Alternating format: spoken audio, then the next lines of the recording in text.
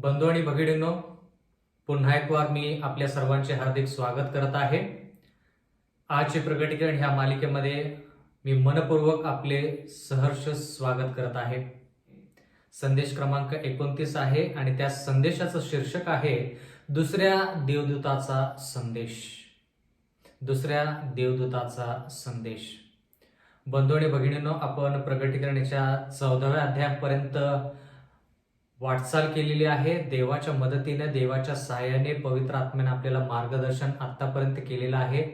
म्हणून मी सर्वप्रथम देवाचे उपकार मानू इच्छितो आणि तुमचे देखील उपकार मानू इच्छितो, कारण की तुम्ही वेळोवेळी देवाचं वचन ऐकत आहात, आत्मसात करत आहात आणि माझी खात्री आहे की त्यानुसार तुम्ही वाटचाल देखील करत आहात.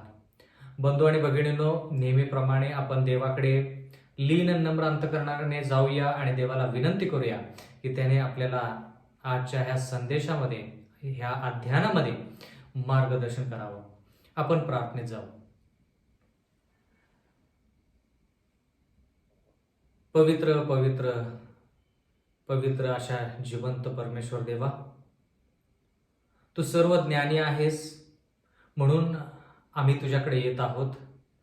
परमेश्वरा, आम्ही ज्ञानाने उण्याशे आहोत आणि जोपर्यंत परमेश्वरा तू आम्हाला ज्ञानाने भरत नाहीस तोपर्यंत परमेश्वरा आम्ही आमच्या वैयक्तिक आयुष्यामध्ये ख्रिस्त कोण आहे, तो आमच्यापासून काय अपेक्षा करतो आणि त्याने आमच्यासाठी काय केलेलं आहे, ह्या सर्व गोष्टीपासून परमेश्वरा आम्ही वंचित राहतो. उपकार मानतो परमेश्वरा, तू आम्हाला संधी दिलेली आहेस हे जाणण्यासाठी की तू प्रेमळ आहेस, दयाळू आहेस, कृपाळू आहेस. फक्त ज्ञानानेच नाही तर परमेश्वरा आम्ही त्याचा अनुभव देखील केलेला आहे आणि मागत आहोत परमेश्वरा की आज जे वचन तू आमच्यासाठी तयार केलेलं आहेस त्या वचनाद्वारे परमेश्वरा तुझ्या प्रेमाचा आम्हाला अनुभव घडावा. जरी आम्ही शेवटच्या घटना ह्या काळामध्ये ज्या घडत आहेत त्याच्यावरती जरी मनन करत असलो तरी देखील आमच्या समोर सदोदित ख्रिस्त असावा. सदैव परमेश्वर आम्ही ख्रिस्ताकडे पाहून वाटचाल करावी, कारण की ख्रिस्ताद्वारेच आम्हाला सार्वकालिक जीवन प्राप्त होतं असा आमचा पूर्ण विश्वास आहे. इथून पुढची वेळ परमेश्वर आम्ही तुझ्या हाती सोपवून देत आहोत. नेहमीप्रमाणे पवित्र आत्मा पाठवून तू आम्हाला मार्गदर्शन कर. नम्र विनंती येशूच्या नावात मागतो, म्हणून तो ऐक. आमेन. बंधू आणि भगिनींनो, मागील संदेशामध्ये आपण असं पाहिलं की 22 ऑक्टोबर 1844 इसवी सन मध्ये जो न्यायनिवाडा सुरू होणार होता, अगोदरच्या काळामधली गोष्ट आहे. त्याच्या अगोदर देवाने पूर्ण जगासाठी, सर्व राष्ट्रांसाठी, वेगवेगळ्या भाषा बोलणाऱ्या लोकांसाठी एक संदेश पाठवला. तो संदेश काय होता? प्रगटीकरणाचा 14वा अध्याय आणि 6वं वचन. नंतर मी दुसरा एक देवदूत अंतराळाच्या मध्यभागी उडताना पाहिला. त्याच्याजवळ पृथ्वीवर राहणाऱ्या म्हणजे प्रत्येक राष्ट्र, वंश, निरनिराळ्या भाषा बोलणारे आणि लोक यांना सांगण्यास सार्वकालिक सुवार्ता होती. आता ही जी सुवार्ता आहे, ही सुवार्ता लोकांनी समजून घ्यावी. एवढंच नाही तर देवाची इच्छा होती बंधू आणि भगिनींनो की ही सुवार्ता जी आहे त्याप्रमाणे लोकांनी तयारी करावी. म्हणून हा जो स्वर्गदूत आहे, तो स्वर्गदूत काय सुवार्ता सांगतो आणि ती सुवार्ता सार्वकालिक का आहे हेही थोडं आपण शिकूया. प्रगटीकरणाचा 14वा अध्याय 7वं वचन. तो मोठ्याने म्हणाला, देवाची भीती बाळगा व त्याचे गौरव करा. बंधू आणि भगिनींनो, भीती बाळगणे म्हणजे काय हे आपण अगोदरच्या संदेशामध्ये शिकलो. त्याच्यानंतर आपण त्याचा गौरव कसा केला पाहिजे याच्याविषयी देखील शिकलो. त्याची भीती बाळगणे म्हणजे त्याच्या आज्ञेमध्ये राहणे, म्हणजे सर्वस्व त्याला समर्पित करणे, त्याला म्हणायचं त्याची भीती बाळगणे. त्याचा गौरव करणे म्हणजे त्याचं चरित्र, त्याचे गुण जे आहेत, त्याचे गुणधर्म जे आहेत ते प्रगट करणे. आणि इथं लिहिले का हे सर्व करायचं? कारण न्यायनिवाडा करायची त्याची घटिका आली आहे. ज्याने आकाश, पृथ्वी, समुद्र व पाण्याचे झरे निर्माण केले त्याला नमन करा. असा हा पहिल्या देवदूताचा संदेश काल आपण पाहिला. म्हणजे थोडक्यात देव ह्या ठिकाणी ह्या स्वर्गदूताद्वारे लोकांना सांगत आहे की ही सार्वकालिक सुवार्ता आहे. म्हणजे ही जी सुवार्ता, ही जी चांगली बातमी आहे तिचे फळ किंवा त्याचा निष्कर्ष जो आहे तो सार्वकालिक आहे. त्याचा परिणाम जो आहे तो सार्वकालिक आहे. म्हणजे जर लोकांनी देवाची भीती बाळगली, त्याचं गौरव केलं, तर त्यांना सार्वकालिक जीवन मिळतं, असं ह्या सुवार्तेचा आढावा आपण घेतलेला आहे. आता 1840 इसवी सन मध्ये हा संदेश पहिल्या वेळेस देण्यात आला. म्हणजे 1840 इसवी सन पासून हा संदेश सातत्याने दिला जात आहे. मग 22 ऑक्टोबर 1844 इसवी सन मध्ये जरी न्यायनिवाडा सुरू झाला तरी देखील हा संदेश आज आपल्यासाठी महत्वाचा आहे. मग लोकांनी हा संदेश ऐकून तो आत्मसात करून स्वीकारून त्याप्रमाणे बदल करायचा होता, पण लोकांनी ते केलं नाही. ही जी सुवार्थ आहे, हा पहिल्या देवदूताचा जो संदेश आहे, म्हणजे ज्या लोकांनी ही सुवार्ता सांगितली की न्यायनिवाडा सुरू होणार आहे, तुम्ही त्या न्यायनिवाडासाठी जर तयारी करायची, तुम्हाला जर देवाला गौरव द्यायचा आहे, त्याला नमन करायचं, तर देवाची भीती बाळगा आणि त्याला गौरव द्या. पण लोकांनी हा संदेश स्वीकारला नाही. म्हणून देवाने त्यांना आणखीन एक प्रेमापोटी, देव प्रेमळ आहे, दयाळू आहे, देवाची कदापि इच्छा नाही की कोणाचाही नाश व्हावा, म्हणून देवाने त्यांना आणखीन एक दुसरा संदेश पाठवला. पहिला संदेश लोकांनी ऐकला नाही, म्हणून देवाने आता परत त्यांना एक मदत म्हणून, प्रोत्साहन म्हणून दुसरा संदेश पाठवला. आणि तो दुसरा संदेश जो होता तो 1844 इसवी सन उन्हाळ्याच्या वेळेस, उन्हाळ्याचं जो वातावरण आहे किंवा ऋतू आहे, त्याच्यामध्ये 1844 इसवी सन मध्ये हा दुसरा संदेश पाठवण्यात आला. हा दुसरा संदेश काय आहे? प्रगटीकरणाचा 14वा अध्याय आणि 8वं वचन. त्या देवदूतामागून दुसरा देवदूत येऊन म्हणाला. आता देवदूत म्हणजे आपण काय ते शिकलेलो आहोत. देवदूत म्हणजे एक प्रकारचे लोक जे देवदूतासारखं काम करतात, पण ते शब्दशः आणि अक्षरशः देवदूत नाही. देवदूत जसा संदेश एक ठिकाणाहून दुसऱ्या ठिकाणी किंवा स्वर्गातून संदेश घेऊन लोकांना सांगतो, त्याप्रमाणे हे लोक देवाचा संदेश पूर्ण जगापर्यंत पोहोचवतात, म्हणून त्यांना देवदूत म्हटलेले आहे. पण शब्दशः आणि अक्षरशः ते देवदूत नाहीत. प्रगटीकरणाचा 14वा अध्याय 8वं वचन. त्या देवदूतामागून दुसरा एक देवदूत येऊन म्हणाला. काय म्हणाला? म्हणजे दुसरा देवदूत म्हणजे ह्या ठिकाणी ह्या लोकांनी, ज्या लोकांनी पहिल्या देवदूताचा संदेश दिला, पहिला संदेश दिला, त्याच लोकांनी दुसरा संदेश देखील दिला. ते काय म्हणाले? पडली, मोठी बाबेल पडली, तिने आपल्या जार कर्मात बद्दलचा क्रोधरूपी द्राक्षरस सर्व राष्ट्रांना पाजला आहे. या ठिकाणी देवाचं वचन म्हणतं की पडली, मोठी बाबेल पडली. आता टप्प्याटप्प्याने ह्या ठिकाणी शिकायचंय. आता जर बंधू आणि भगिनींनो तुम्ही बाबेल या शब्दाचा अर्थ पाहिला तर बाबेल म्हणजे गोंधळ. बाबेल म्हणजे थोडक्यात गोंधळ. तर जर तुम्ही उत्पत्तीच्या पुस्तकामध्ये विशेष करून ज्यावेळेस जल प्रलय येऊन गेला, त्याच्यानंतर लोकांनी एक मोठा बुरुज बांधायला सुरुवात केली उत्पत्तीच्या 11व्या अध्यायामध्ये. आणि त्यामध्ये लोकांनी असं ठरवलं की जर महापूर परत येईल तर आपण सुरक्षित राहावं, म्हणून त्यांनी एक मोठा बुरुज बांधला. सर्व लोक एकत्रित आले. आता प्रत्येक सूक्ष्म गोष्टीकडे मी न जाता मी तुम्हाला थोडक्यात सांगत आहे की त्या ठिकाणी काय झालं.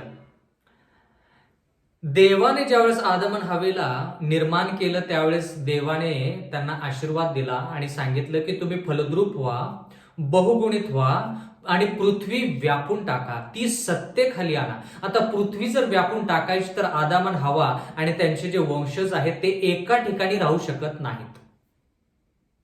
त्यांना जर पूर्ण पृथ्वी व्यापून टाकायची असेल, त्या सर्व गोष्टी सत्तेखाली आणायच्या असतील, तर आदाम आणि त्याच्यानंतरचे जे वंशज आहेत त्यांनी पूर्ण पृथ्वीभर पसरलं पाहिजे.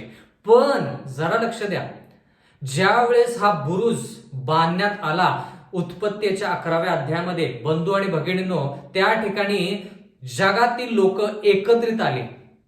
देवाची इच्छा होती की त्यांनी पसरावं, व्यापून टाकावी पूर्ण पृथ्वी, वेगवेगळ्या ठिकाणी जाऊन त्यांनी राहावं. तर ह्या लोकांनी पुराच्या भीतीने सर्वांना एकत्रित केलं आणि सांगितलं की आपण एक शहर बांधूया.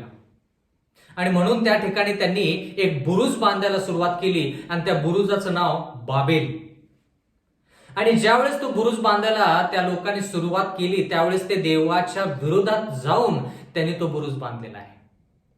म्हणजे बंधू आणि भगिनींनो, जलप्रलयामध्ये जेवढे लोक सर्व नष्ट झाले होते, 8 लोक वगळता बाकीचे सर्व लोक त्या ठिकाणी मरण पावले. त्याच्यातून नोवा आणि त्याचे 3 मुलगे आणि नोहाच्या सुना आणि नोहाची पत्नी इतकेच लोक बचावले. पण त्याच्यानंतर संतती वाढली, त्यांचं वंश वाढलं, पण त्यांनी ज्या गोष्टी अगोदर घडलेल्या आहेत त्याच्यातून शिक्षण घेतलं नाही. परत त्यांनी तीच चुकी केली आणि म्हणून त्यांनी एक मोठा बुरुज बांधायला सुरुवात केली आणि त्या बुरुजाचं नाव बाबेल असं होतं. आणि त्या ठिकाणी काय झालं, देवानं वरून येऊन पाहिलं की हे लोक आता हुशार आहेत, शक्तिशाली आहेत आणि हे आता बुरुज बांधायला लागलेले आहेत आणि ह्यांना आता कोणी थांबवू शकणार नाही. म्हणून देवानं येऊन प्रेमापोटी, देवाची कदापि इच्छा नव्हती की ह्या लोकांनी देवाच्या विरोधात जावं, पण हे लोक देवाच्या विरोधात जाऊन, देवाच्या विरोधात म्हणजे काय, देवानं सांगितलं होतं पूर्ण पृथ्वी व्यापून टाका, ते सत्य खाली आणा. पण ह्या लोकांनी एकत्र येऊन पूर्ण जगभर पसरायच्या ऐवजी त्याच्या विरुद्ध जाऊन एकत्रित आले आणि त्यांनी एक शहर बांधायला सुरुवात केली. त्या ठिकाणी एक त्यांनी बुरुज बांधायला सुरुवात केली आणि त्या बुरुजाचं नाव बाबेल. आणि ज्यावेळेस ते बुरुज बांधत होते त्यावेळेस बांधत बांधत बांधत वर गेले आणि देवाने वरून पाहिलं की हे लोक त्याच्यापर्यंत पोहोचण्याचा प्रयत्न करत आहेत. आणि म्हणून देवाने खाली येऊन त्यांचा नाश नाही केला. बंधू आणि भगिनींनो, देव प्रेमळ आहे, दयाळू आहे, कृपाळू आहे. त्यानं फक्त त्यांची भाषा जी आहे ती भाषा बदलली. म्हणजे थोडक्यात भाषेमध्ये गोंधळ निर्माण झाला. म्हणजे थोडक्यात तो बुरुज बांधताना जर कोणाला विटांची गरज असेल, तो जर म्हणाले की मला वीट पाहिजे, तर कोणीतरी त्याला सिमेंट द्यायचं किंवा माती द्यायचं. मग कोणी जर माती मागितली तर कोणी त्याला पाणी आणून द्यायचं. म्हणजे त्या ठिकाणी भाषेचा गोंधळ झाला. आणि म्हणून बाबेल या शब्दाचा अर्थ गोंधळ. बंधू आणि भगिनींनो, देवाचं वचन म्हणतंय की बाबेल पडलेली आहे, पडली, मोठी बाबेल पडली. आता ती का पडलेली आहे याच्याविषयी आपण पुढे शिकणार आहोत. पण बाबेलचे किती भाग आहेत हे जाणून घेणं फार फार गरजेचं आहे. आता जर आपण सर्वसाधारणतः विचार केला तर बाबेलचे तसे 3 भाग आहेत. बाबेलचे 3 भाग आहेत. पहिला भाग जो आहे तो उत्पत्ती 11 मध्ये आपल्याला पाहायला मिळतो, ज्या ठिकाणी लोकांनी बाबेलचा बुरुज जो आहे तो बांधायला सुरुवात केली. त्या ठिकाणी गोंधळ निर्माण झाला आणि त्यांची जी भाषा आहे त्याच्यामध्ये गोंधळ निर्माण झाला आणि त्या लोकांनी तो बुरुज बांधायचं सोडून दिलं. कारण की भाषेचा गोंधळ कोणालाच कोणती भाषा कळेना आणि म्हणून तो बुरुज बांधायचं सोडून देऊन ते त्या ठिकाणाहून ते वेगवेगळ्या ठिकाणी पांगले गेले. म्हणजे थोडक्यात काय, शेवटी देवाची इच्छा पूर्ण झाली. लोकांना पांगवायची ही देवाची इच्छा होती, कारण की देवाची इच्छा होती की त्यांनी एकत्र राहू नये. तर त्या ठिकाणी लोक जे होते ते बुरुज बांधत असताना त्यांनी त्या बुरुजाच्या तळाशी किंवा बुरुजामध्ये वेगवेगळ्या खोल्या निर्माण केल्या होत्या, तयार केल्या होत्या आणि त्या खोल्यांमध्ये वेगवेगळे देव त्यांनी ठेवले होते. इतिहास आहे हा. त्यांनी वेगवेगळे देव त्या ठिकाणी ठेवले होते जेणेकरून त्या देवांनी त्या लोकांना मदत करावी आणि नैसर्गिक आपत्तीपासून त्यांचा बचाव करावा. म्हणजे बाबिलोनचे 3 भाग आहेत आणि त्या 3 भागामध्ये पहिला भाग जो आहे तो विधर्मीपणा असं आपण म्हणू शकतो. पहिला भाग म्हणजे थोडक्यात विधर्मीपणा. म्हणजे त्या ठिकाणी देव आहे पण पवित्र शास्त्रातला देव नाही. तो बुरुज बांधताना त्यांच्या आयुष्यामध्ये देव होता पण तो पवित्र शास्त्रातला देव नव्हता, तो मूर्तीपूजक असा देव होता. म्हणजे जितके लोक मूर्तीपूजक आहेत जितके लोकांचा देव परमेश्वर जो बायबल मधला नाही तितके लोक त्या बाबेलच्या पहिल्या भागामध्ये येतात. परत एकदा, जितक्या लोकांचा देव परमेश्वराच्या वचनानुसार नाही, म्हणजे जिवंत देव येशू ख्रिस्त नाही, पण त्यांचा देव आहे, ते मानतात देवाला, पण त्यांचा देव जो आहे तो परमेश्वराच्या वचनातला देव नाही, पण त्यांचा देव जो आहे तो मूर्ती किंवा वेगळाच कोणता तरी देव आहे, म्हणून त्यांना विधर्मी असं म्हटलेलं आहे. तर बाबेलचा पहिला भाग म्हणजे विधर्मी, म्हणजे त्या ठिकाणी देव आहे पण जिवंत देव येशू ख्रिस्त नाही.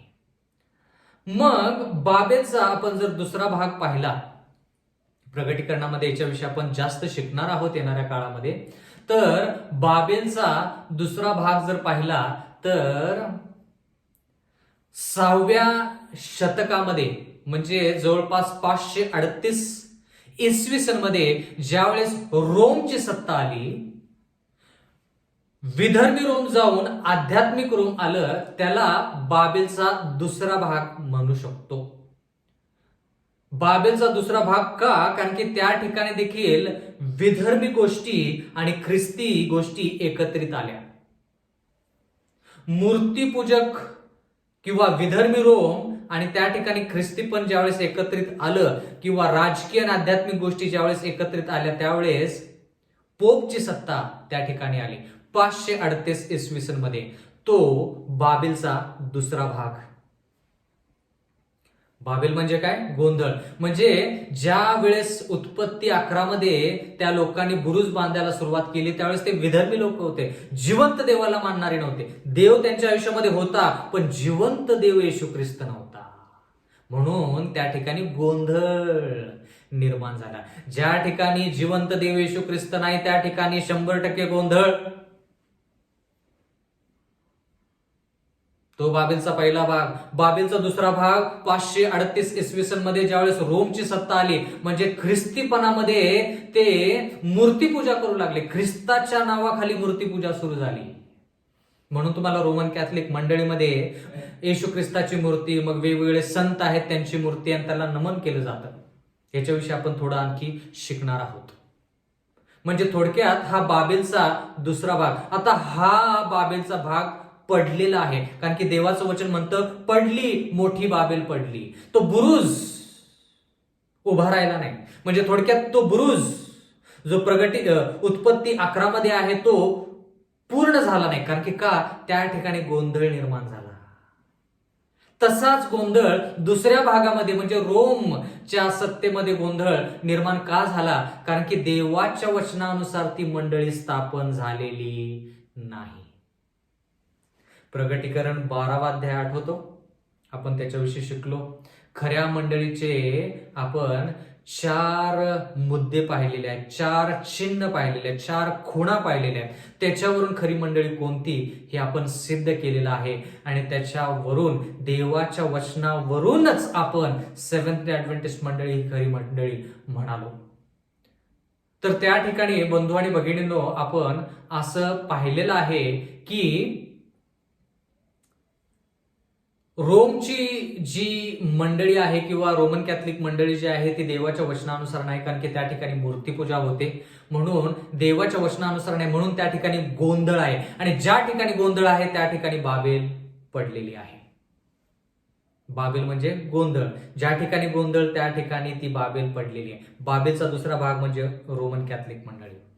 आता बाबेलचा तिसरा भाग, आपण तिसऱ्या भागाकडे येऊया. बाबेलचा तिसरा भाग. बंधू आणि भगिनींनो, तुम्हाला माहितच असेल, आतापर्यंत आपण शिकलेलो देखील आहोत की रोमन कॅथलिक मंडळीची 538 इसवी सन मध्ये ज्यावेळेस स्थापना झाली रोमन कॅथलिक मंडळीची, त्यावेळेस त्याच्यानंतर काही लोकांना समजलं की ही मंडळी देवाच्या वचनानुसार चालत नाही, म्हणून त्यांनी काय केलं, रोमन कॅथलिक मंडळी मधून त्यांची फूट पडली.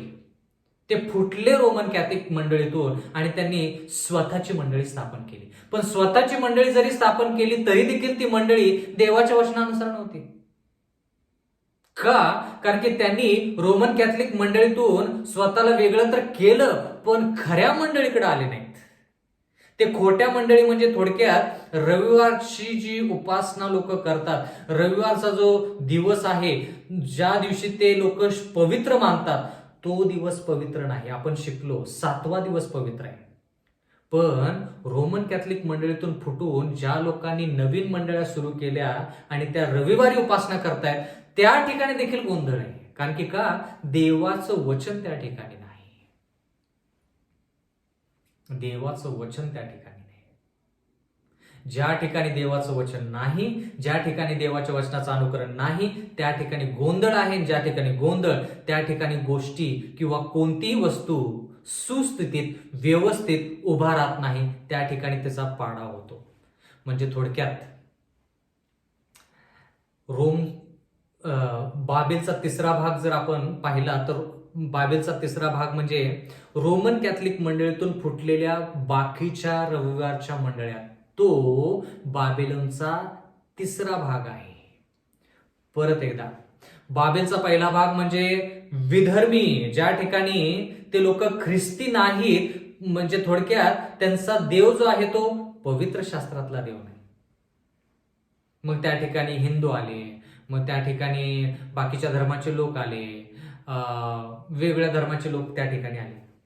हा बाबेलचा पहिला भाग. बाबेलचा दुसरा भाग रोमन कॅथलिक मंडळी, त्या ठिकाणी देखील गोंधळ, म्हणून बाबेल पडली. बाबेलचा तिसरा भाग म्हणजे रोमन कॅथलिक मंडळीतून जे लोक फुटून त्यांनी स्वतःची मंडळी स्थापन केली पण रविवारीच उपासना ठेवली, तो बाबेलचा तिसरा भाग. आता जरा लक्ष द्या. बाबेलच्या पहिल्या भागाला आपण विधर्मी असं म्हणू शकतो. बाबेलचा जो दुसरा भाग आहे,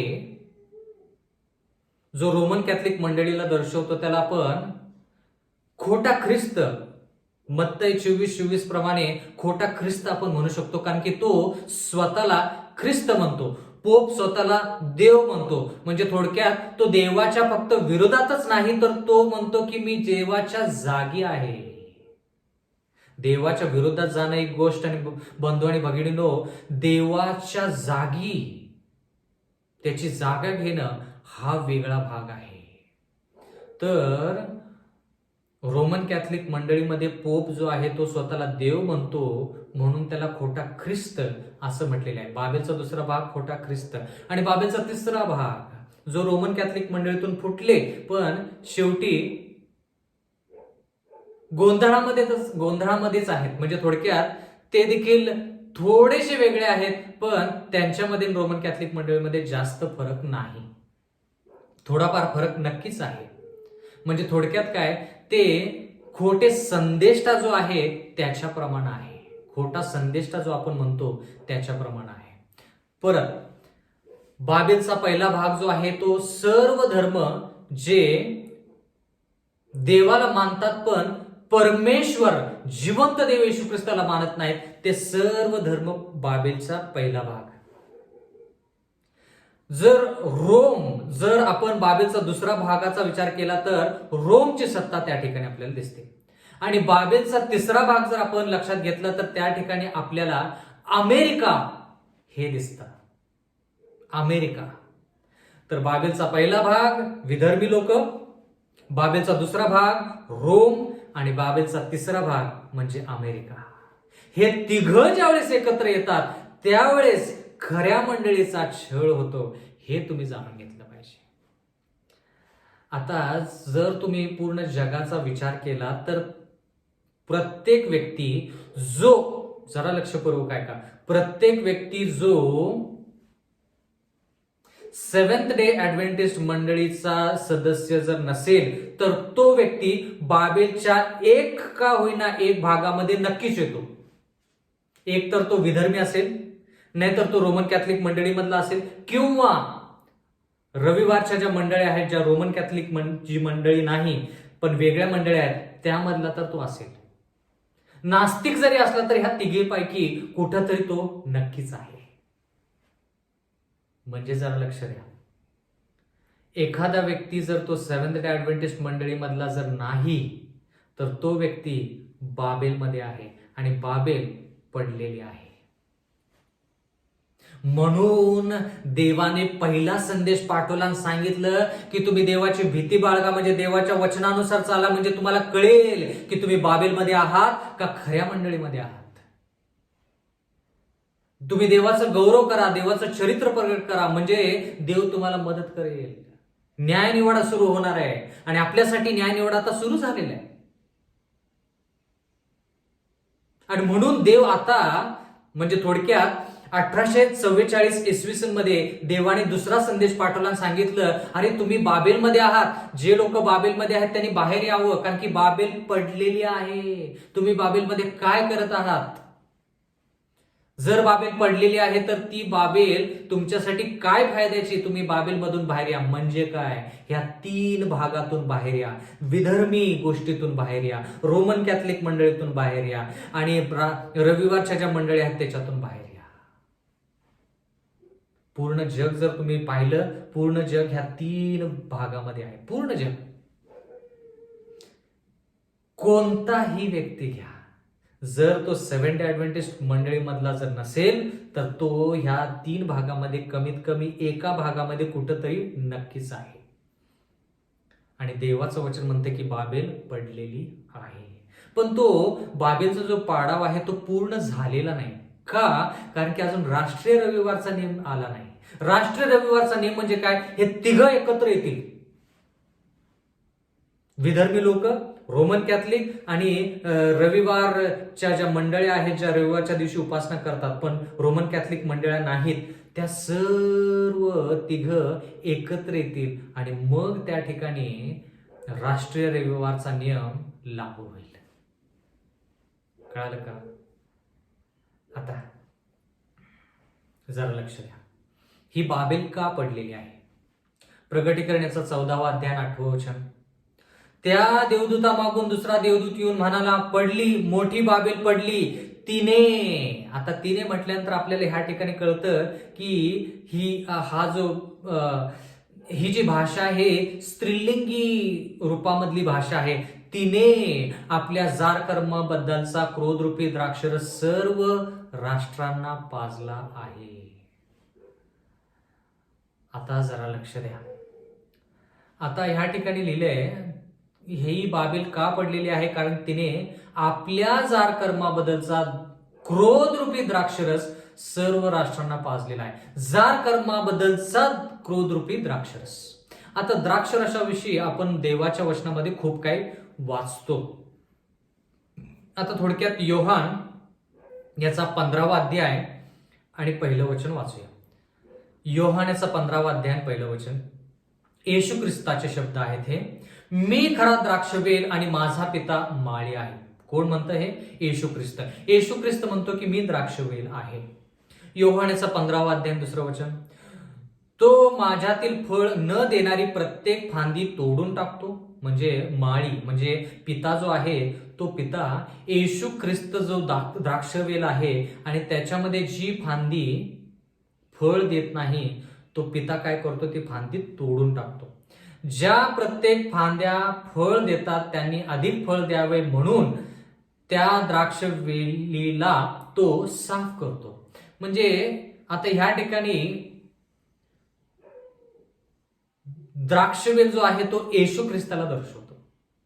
येशू ख्रिस्त शब्दशः द्राक्षवेल नाही.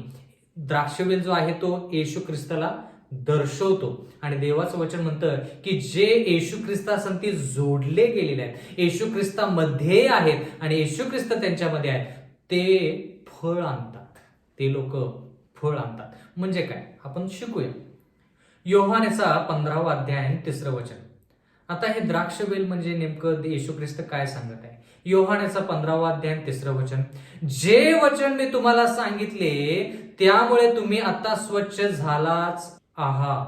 आता ह्या ठिकाणी द्राक्षवेल जो आहे तो येशू ख्रिस्ताला दर्शवतो. पण आता येशू ख्रिस्त म्हणत आहे जे वचन मी तुम्हाला सांगितले त्यामुळे तुम्ही आता स्वच्छ झालाच आहात. आणि देवाचं वचन म्हणतं योहान 1:1 मध्ये की प्रारंभी शब्द होता, शब्द देवासोबत होता आणि शब्द देव होता. म्हणजे बंधू आणि भगिनींनो जरा लक्ष द्या. द्राक्षवेल जो आहे तो येशू ख्रिस्त आहे, आणि येशू ख्रिस्त म्हणजेच शब्द, येशू ख्रिस्त म्हणजेच देवाचं वचन. तर द्राक्षवेल म्हणजे येशू ख्रिस्त, आणि येशू ख्रिस्त म्हणजे देवाचं वचन. तर द्राक्षवेल म्हणजे देवाचं वचन असं आपण म्हणू शकतो. जो व्यक्ती येशू ख्रिस्तामध्ये आहे तो द्राक्षवेलामध्ये आहे, म्हणजे तो वचनामध्ये आहे. पण देवाचं वचन म्हणतं प्रगटीकरण 14:8 मध्ये की बाबेल का पडलेली आहे? तिने आपल्या जार कर्माबद्दलचा क्रोधरूपी द्राक्षरस सर्व राष्ट्रांना पाजलेला आहे. मग आता हा द्राक्षरस कोणता? येशू ख्रिस्त द्राक्षवेल आहे. जो येशू ख्रिस्तामध्ये आहे, जो त्या येशू ख्रिस्ताचं वचनामध्ये आहे, त्याला भरपूर फळं मिळतात. तो द्राक्षवेल आहे आणि आपण तो द्राक्षरस पितो थोडक्यात. म्हणजे आपल्याला देवाचं वचनाचा अभ्यास होतो आणि देवाच्या वचनानुसार आपण वाटचाल करतो. पण बाबेल देखील द्राक्षरस पूर्ण ज्या राष्ट्राला पाजत आहे, पण तो द्राक्षरस कोणता आहे? देवाचं वचन म्हणतं की बाबेलचा जार कर्म जो आहे तो द्राक्षरस, ती बाबेल जे आहे ते पूर्ण राष्ट्राला पाजत आहे. कळालं का? बंधू आणि भगिनींनो, फार महत्वाच्या गोष्टी आहेत ह्या. म्हणजे हे बाबेलचे जे 3 भाग आहेत ते क्रोधरूपी द्राक्षरस पूर्ण जगाला पाजत आहेत.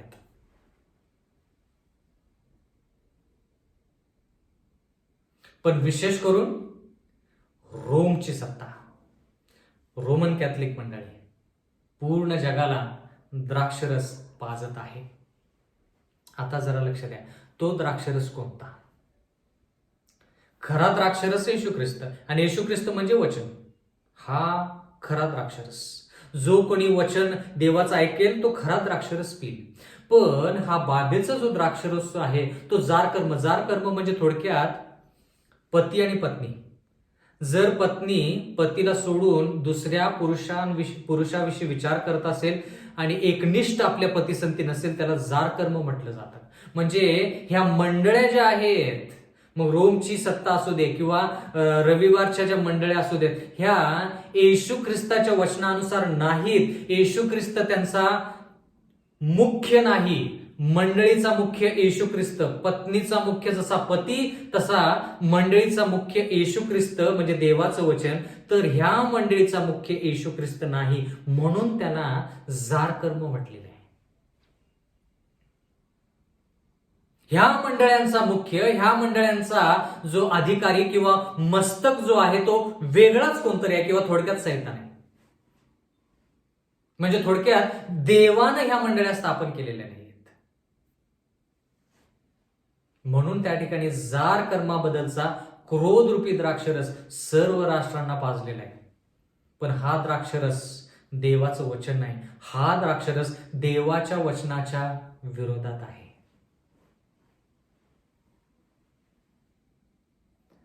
आता जरा थोडं आपण पुढे शिकूया. हा द्राक्षरस काय आहे? जो क्रोधरूपी द्राक्षरस, जार कर्माचा द्राक्षरस आहे. नीतिसूत्रेचा 31वा अध्याय आणि 4थं वचन. नीतिसूत्रेचा 31वा अध्याय आणि 4थं वचन. लमुएला, द्राक्षरस पिणे हे राजांच्या दृष्टीने शहाणपणाचे नसते. मद्याची इच्छा धरणे हे राजकर्त्यांच्या दृष्टीने शहाणपणाचे नसते. म्हणजे हा द्राक्षरस जो नीतिसूत्रामध्ये आहे तो द्राक्षरस म्हणजे मद्यपान. थोडक्यात आजकाल तो मद्यपान करून लोक मद्यधुंद होतात, तो द्राक्षरस आहे. त्या ठिकाणी देवाचं वचनाविषयी काय नाही. पण खरा द्राक्षरस देवाचं वचन. खरा द्राक्षवेल येशू ख्रिस्त, आणि येशू ख्रिस्त म्हणजे देवाचं वचन. जो कोणी त्या द्राक्षवेलाला पकडून राहील तो कदापिही जार कर्म करणार नाही. येशू ख्रिस्तासंती एकनिष्ठ राहील. पण ह्या मंडळांनी एकनिष्ठता येशू ख्रिस्तासंती सोडली म्हणून ते वेगळे झालेले आहेत. देवाच्या वचनामध्ये त्या चालीरूढी नाही आहेत. देवाच्या वचनाच्या विरुद्धात जाऊन माणसांनी तयार केलेल्या ज्या चालीरीती आहेत त्याला आपण क्रोधरूपी जार कर्माबद्दलचा क्रोधरूपी द्राक्षरस असं आपण म्हणू शकतो. आता नीतिसूत्रेचा 31वा अध्याय 5वं वचन. या ठिकाणी देवाचं वचन म्हणतं, ते कदाचित खूप पितील आणि कायदा काय म्हणतो ते विसरून जातील. बघा, द्राक्षरस पिणे आणि कायदा विसरून जाणे ह्या दोन गोष्टी फार जवळच्या आहेत. म्हणून बाबेल स्वतःही द्राक्षरस पित आहे, म्हणजे देवाच्या वचनाच्या विरोधात जाऊन स्वतःच्या चालीरीती स्वतः अनुकरण करत आहे आणि पूर्ण जगाला त्या चालीरीती शिकवत आहे.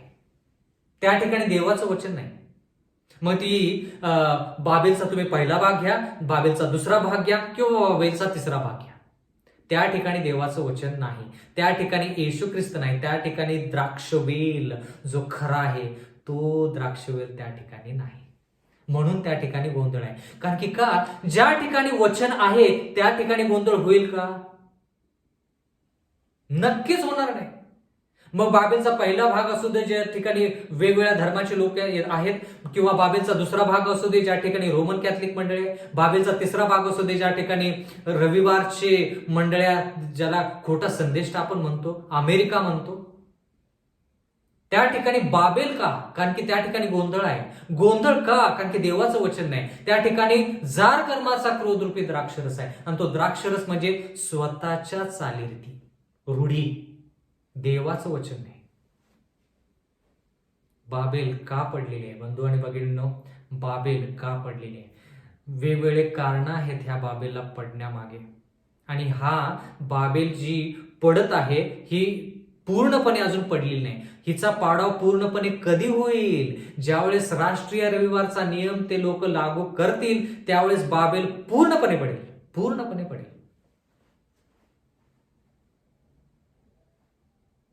बंधू आणि भगिनींनो, देवानं आणखी काय करायचं? देवानं आणखी किती प्रेम दाखवायचं? देव म्हणतो एका बाजूला न्यायनिवाडा सुरू आहे, तुम्ही आणि मी देवाचं गौरव केलं पाहिजे, देवाच्या आज्ञेमध्ये राहिलं पाहिजे, त्याची भीती बाळगली पाहिजे, आणि लोक अजून बाबेलमध्येच आहेत. ते बाबेलमधून बाहेर कधी येतील? त्यांना खऱ्या मंडळीची ओळख कधी पटेल? आणि त्या खऱ्या मंडळीमध्ये ते देवाची भीती बाळगून देवाचं गौरव कधी करतील? बाबेल का पडलेली आहे? बंधू आणि भगिनींनो, आपण काही मुद्दे पाहणार आहोत आणि त्या मुद्द्यानुसार आपल्याला कळेल की ते देवाचं वचन आहे का त्यांची स्वतःची चालीरीती आहे, रूढी आहे, ते आपल्याला कळेल. पुन्हा एक वार मला तुम्हाला वारंवार सांगू दे, आपण लोकांच्या विरोधात अजिबात नाही. कोणत्याही धर्माचा व्यक्ती असू दे, त्यांचे अनुभव काही असू देत, पण आपण जे खोटं शिक्षण आहे, चुकीचे विचार जे आहेत त्या विचारांच्या विरोधात आहोत. आपण लोकांच्या विरोधात नाही. लोकांसाठी आपण प्राण द्यायला तयार असलं पाहिजे. देवाच्या इच्छेनुसार आपण त्या लोकांसाठी प्राण दिले पाहिजेत. देव त्यांच्यावरती प्रेम करतो. येशू ख्रिस्ताने त्यांच्यासाठी प्राण दिलेले आहेत. म्हणून आपण त्यांना सत्य सांगितलं पाहिजे आणि देवाच्या वचनाद्वारे देवाचं वचन दाखवून त्यांना त्यांच्या ज्या चालीरीती आहेत, रूढी आहेत, त्यांच्यापासून परावृत्त होऊन जिवंत देवाकडे कसे ते वळतील हे आपण पाहिलं पाहिजे.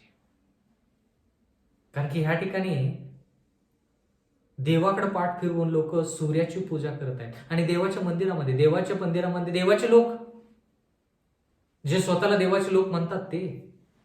बंधू आणि भगिनींनो, देवाचं वचन म्हणतं की बाबेल पडलेली आहे, पण तिचा पाडाव जो आहे तो पूर्ण कधी होईल?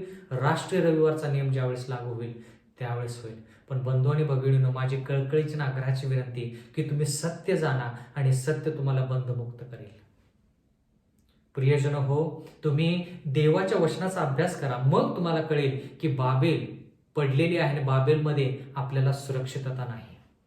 माझी कळकळीची आग्रहाची विनंती आहे की येणारे संदेश जे आहेत त्या संदेशाचा देखील तुम्ही नक्कीच आस्वाद घ्या. परमेश्वर आपणा सर्वांस आशीर्वाद देव. आपण प्रार्थना करूया. स्वर्गातील जिवंत परमेश्वर देवा, उपकार मानतो आजचा संदेश तो आम्हाला देव केलेला आहेस. परमेश्वरा, आम्ही कळकळीची आग्रहाची विनंती करतो की जे लोक अंधारामध्ये आहेत त्यांना सत्याचा प्रकाश मिळालेला नाही, मागत आहोत परमेश्वरा की तुझं वचन त्यांच्यापर्यंत पोहोचू दे. परमेश्वरा, मागत आहोत, विनंती करत आहोत की सत्य त्यांना कळू दे. आम्ही चालीरीती ज्या आहेत ते तुझ्या वचनानुसार आहेत की नाही ते पाहावं आणि परमेश्वरा तुझ्या वचनानुसार आम्ही पुढे वाटचाल करावी असं होऊ दे. सर्व गोष्टी आम्ही तुझ्या हाती सोपवून देऊन आमचं आयुष्य देखील तुझ्या हाती समर्पित करून विनंती करत आहोत की आम्हाला तू तारण दे. नम्र विनंती येशूच्या नावात मागतो म्हणून तो आहे.